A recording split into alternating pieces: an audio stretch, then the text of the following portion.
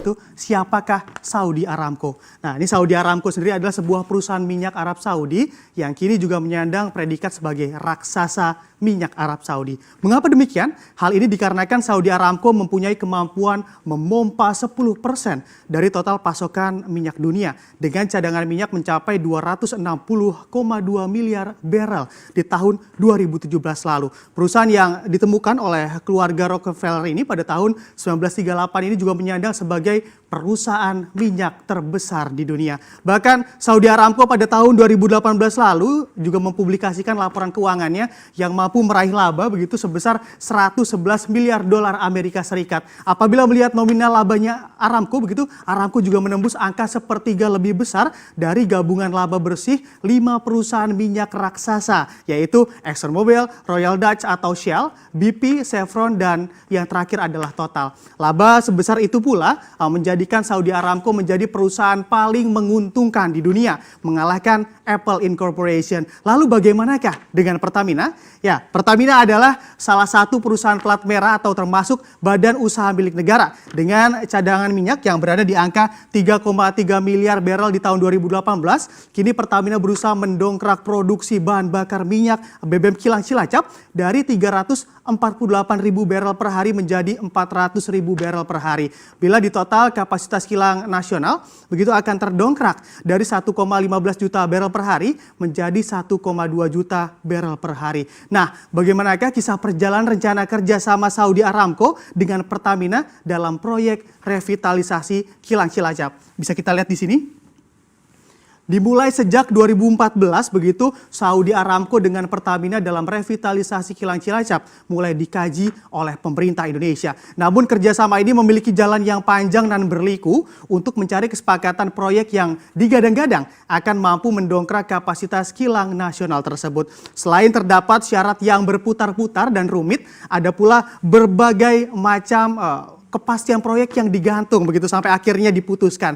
Yang pertama adalah Saudi Aramco meminta berbagai insentif dari pemerintah Indonesia dari bentuk kerjasama ini. Saudi Aramco memberikan persyaratan bahwa pemerintah Indonesia dapat memberikan insentif mulai dari tax holiday, penyediaan lahan, serta penyerahan aset ke anak perusahaan Saudi Aramco nantinya. Dengan berbagai persyaratan yang diajukan tersebut, pihak Pertamina merasa kesulitan menyanggupi dan ingin menyerah di awal begitu karena kepastian juga tak kunjung didapat oleh Pertamina dari berbagai stakeholder, yakni Kementerian Keuangan dan Kementerian Koordinator Perekonomian terkait insentif-insentif yang diminta oleh Saudi Aramco. Namun dengan proses panjang begitu akhirnya pemerintah mengabulkan berbagai insentif yang diminta oleh Saudi Aramco. Keadaan pun berbalik, giliran Pertamina yang menagih kapan investasi dari Saudi Aramco akan masuk dan segera menggarap proyek revitalisasi kilang Cilacap. Atas hal ini Saudi Aramco pun malah merespon berbeda dari tujuan yang dimaksudkan oleh Pertamina. Aramco meminta penghitungan ulang, yaitu penghitungan nilai valuasi proyek pengembangan kilang di Cilacap ini. Dalam penghitungan nilai valuasi yang dilakukan oleh Pertamina, didapatkan angka mencapai 5,66 miliar dolar Amerika Serikat. Sementara Saudi Aramco hanya menilai valuasi proyek sebesar 2,8 miliar dolar Amerika Serikat atau jumlah hampir separuhnya begitu dari penghitungan Pertamina.